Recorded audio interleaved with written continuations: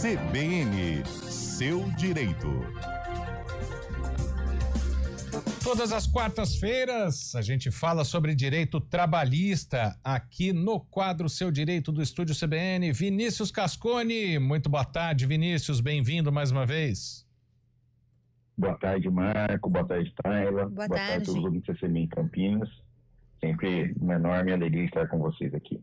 Toda nossa. E hoje a gente vai falar sobre algo que às vezes vem descrito, no Olerite ele vem descrito, mas nem sempre ele faz parte, né, do contrato de trabalho, que é a ajuda de custo para o trabalhador que é CLT, né, com carteira assinada. Para a gente começar falando, Vinícius, como a gente define, o que pode ser a ajuda de custo? Bom, Marco, vamos lá. É importante esclarecer que tem algumas situações específicas que podem caracterizar como ajuda de custo e outras que é um salário disfarçado. O que é uma ajuda de custo de fato, né? Tem gente que trabalha na rua, um exemplo, um vendedor externo. Acontece isso, ele tem que sair, pegar o carro dele ou pegar o carro da empresa, ele tem que parar num estacionamento, ele tem que pagar o estacionamento. Ele vai, às vezes tem uma refeição fora, ele tem que correr com o cliente, ele vai lá, se alimenta, paga o almoço com o cliente e ele pega uma nota fiscal. Então, esse tipo de despesa que não é fixa, que ela é variável, que não tem uma despesa comum, isso pode ser considerado aí, que a gente chama de uma ajuda de custo, né? Então, algo para reembolsar os gastos que o empregado tem com a atividade dele no trabalho. Então, isso especificamente a gente pode computar como uma ajuda de custo. Agora, aquela modalidade que às vezes aparece no Olerite como ajuda de custo, olha, todo mês eu vou deixar R$100 com ajuda de custo. Isso já pode descaracterizar o que a gente chama de ajuda de custo, mas um salário disfarçado. Então, nesse aspecto, a diferença entre ajuda de custo e salário disfarçado depende muito da habitualidade, então da frequência que isso ocorre, e se o valor é fixo ou não. Agora, por outro lado, Marco, que eu chamo a atenção, por exemplo, tem aquelas pessoas que trabalham no home office, né? Uhum. Essas pessoas que trabalham no home office têm custo com energia. Perdemos contato com o Vinícius Cascone? Alô, tá ouvindo? Agora voltou. Agora te ouvimos. Você estava falando do custo com energia, Vinícius. Então, por exemplo, né, no home office, né? Então, os trabalhadores que estão no home office, ele tem um custo com energia elétrica, ele tem custo ali com a internet, às vezes, que ele precisa contratar, né? Então, o que as empresas fazem normalmente? Estabelecem num contrato, né? No termo aditivo ao contrato de trabalho ou no contrato de trabalho, que o empregado receberá uma ajuda de custo fixa, estabelecida ali, né? Para proporcionalmente pagar energia elétrica e gasto com internet. Então, está discriminado lá nesse sentido, né? Já que ele trabalha na sua casa e gasta para exercer seu trabalho ali, né? Então, assim você consegue estabelecer que não seria um salário disfarçado. Mas, em outros casos, o que acontece é simplesmente a empresa chega para o empregado e fala, olha, eu não posso colocar isso aqui na carteira de trabalho, então vou te pagar como ajuda de custo. E inclui no Olerite. Quando ela faz isso, ela está sujeita justamente a ter uma ação trabalhista e o empregado pedir essa suposta ajuda de custo, entre aspas, né, como salário. E aí, automaticamente, vai ter todos os encargos, né, recolhimento previdenciário, FGTS, férias, direito terceiro sobre esses valores. Doutor, o Vale Alimentação, né, e Vale Refeição também, eles podem ser considerados como ajuda de custo ou são benefícios obrigatórios? Então, o que é obrigatório na lei hoje, né? O único benefício que é obrigatório na lei é o Vale Transporte. Então, o Vale Transporte ele tem que ser concedido a todos os empregados que assim nos solicitarem. O que é o Vale Transporte? O Vale Transporte é aquele valor que é estabelecido para utilizar o sistema de transporte público, né? Então, por exemplo, a frota de transporte público municipal aqui que existe, né, das empresas concessionárias, seria utilizar isso, o passe, se é assim que as pessoas costumam falar, né? Então, esse realmente é o Vale Transporte ser obrigatório. O Vale Refeição, o Vale Alimentação, não tem obrigação na lei.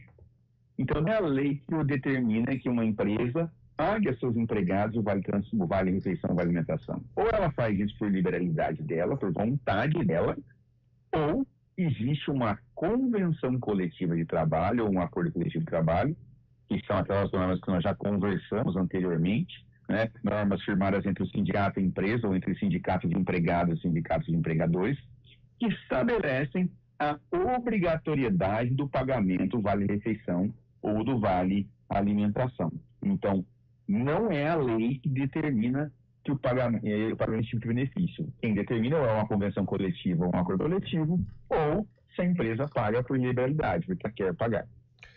Voltando ao Vale Transporte, né, que ele não é obrigatório, né? Então, o trabalhador que abre mão, ele recebe esse valor, entre aspas, a mais. É isso? Na verdade, mas como é que funciona? O trabalhador que se utiliza do sistema de transporte público, ele faz uma solicitação para a empresa e fala, eu quero receber o Vale Transporte.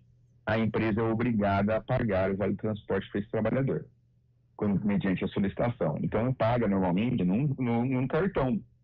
Ele carrega o cartão de transporte desse trabalhador. Então, o que acontece? No olerite do trabalhador, é descontado até 6% do valor do Vale Transporte total do mês. Então, isso ocorre. Se o trabalhador opta por não usar o Vale Transporte, ele não recebe dinheiro e, evidentemente, que não vai ter o desconto de 6%. Doutor, já o auxílio moradia, né, também pode ser considerado aí como uma ajuda de custo, e em que caso a empresa ela é obrigada a pagar, né, ou ela deve pagar esse auxílio para o funcionário? O auxílio moradia é uma excepcionalidade, não é algo comum. O que não é comum? Ele passa a ser obrigatório quando o empregado muda de cidade, né, por um período transitório, né, um período pré-estabelecido, porque a empresa pediu que ele mudasse. Então a empresa vai lá e paga o auxílio moradia para cobrir os gastos dessa mudança, né, para onde ele vai morar. Então a empresa vai lá e faz esse pagamento. Então somente é obrigatório nessa condição. Quer outra situação, o auxílio moradia, isso pode ser caracterizado salário de fato, porque realmente não é aí um benefício na lei. Tem casos também que a empresa pode descontar ou suspender a ajuda de custo para o trabalhador, Vinícius? Então, veja só, como uma ajuda de custo é para custear o exercício do trabalho, né? Então, como eu disse, uma refeição fora com o cliente, um reembolso de combustível, de estacionamento, caso o empregado não exerça atividades que necessitem dessa ajuda de custo, a empresa pode sim suspender. Porque o caráter dessa ajuda de custo é cobrir os valores gastos com o exercício do trabalho, né, que normalmente não é feito nas residências da empresa. Então, ou seja, na rua ou no home office. Então, se o empregado está no home office, deixa de trabalhar no home office, volta a trabalhar na empresa, a ajuda de custo não faz mais sentido. E tem diferença, doutor, entre ajuda de custo e reembolso de despesas, ou pode ser considerado aí a mesma coisa? Na prática é a mesma coisa, né? O que acontece é que às vezes as empresas antecipam um valor de ajuda de custo para que depois o empregado vá pegar as notas fiscais que ele gastou, os comprovantes, cupons fiscais, e apresente para a empresa para prestar contas. Então, ele está aí realmente fazendo a prestação de contas. Agora, existe uma outra modalidade. Por exemplo, imagine que eu trabalhasse aí na rádio e a rádio me disse, olha, você vai ter que ir até a Americana para apresentar o programa, mas você vai ter que ir com o seu carro. Eu vou lá, pego o meu carro, pago o pedágio e vou trabalhar em Americana. Eu pego todos esses recibos e apresento para a empresa. Isso chama-se reembolso. Né? Então, nesses termos, a empresa fala, se você pode ir, você paga que é o reembolso. Então, isso pode acontecer também. Tem uma pergunta do nosso ouvinte, o Juninho Gambetta. Se ele pode pagar o valor da passagem em dinheiro para o funcionário ir de moto ou de carro trabalhar, Vinícius? Essa é uma grande discussão, que às vezes perigosa. Por quê?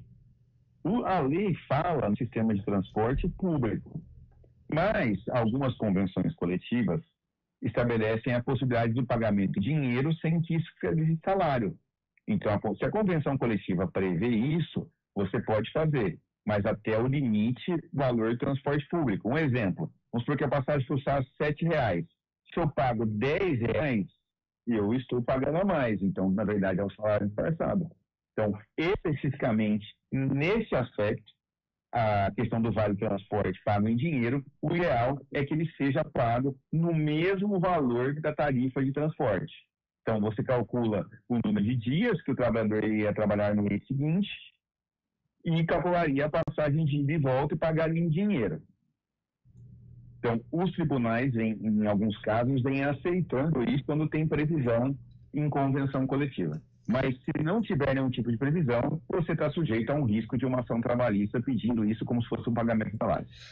Pois é, e falando em ação trabalhista, para ficar claro, né, porque muitas pessoas trabalham no regime de 5 horas diárias mais 2 contratadas, né?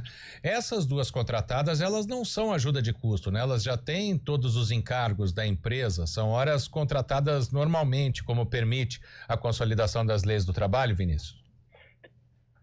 Assim, veja só, a jornada regular de trabalho das pessoas no Brasil é um turno de 8 horas, tá? Então, isso é a previsão que está na Constituição.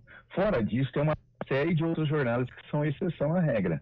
Tem jornada de 6 horas, tem jornada parcial de 4 horas, tem o turno 12 por 36, que a gente já conversou aqui também, né? Então, em regra, toda vez que eu faço uma hora extra, se eu fui contratado para trabalhar 4 horas e faço uma hora a mais, nessa hora vai ser calculado todos os adicionais, FGTS, férias, 13º e assim por diante. Uma última pergunta aqui do José Andrade, não tem exatamente a ver com o que nós estamos falando aqui, mas ele fez a pergunta, a gente repassa. Quando o funcionário CLT sai de férias, ele tem direito à cesta básica, Vinícius? Essa é uma outra discussão, né? Que existe. A cesta básica é um benefício que não está previsto na lei. Mas uma vez concedido, o meu entendimento é que tem que se pagar esse benefício todos os meses de trabalho, porque o trabalhador não deixa de comer enquanto está de férias. Então, na hora que você institui um benefício de uma cesta básica, é para melhorar a alimentação daquele trabalhador. E mesmo nas férias, o trabalhador vai continuar comendo, obviamente. Sim. Então, a empresa deveria manter isso. Agora, algumas convenções coletivas de trabalho não prevêem essa situação, de forma equivocada no meu entendimento. Então, precisa verificar na categoria dele qual é a previsão que tem na convenção coletiva de trabalho. E aí tem aquela questão também, né, doutor, da diferença entre vale alimentação, que aí pode ser a cesta básica também, e o vale refeição, que é a data trabalhada ali, né, que faz parte da jornada do funcionário.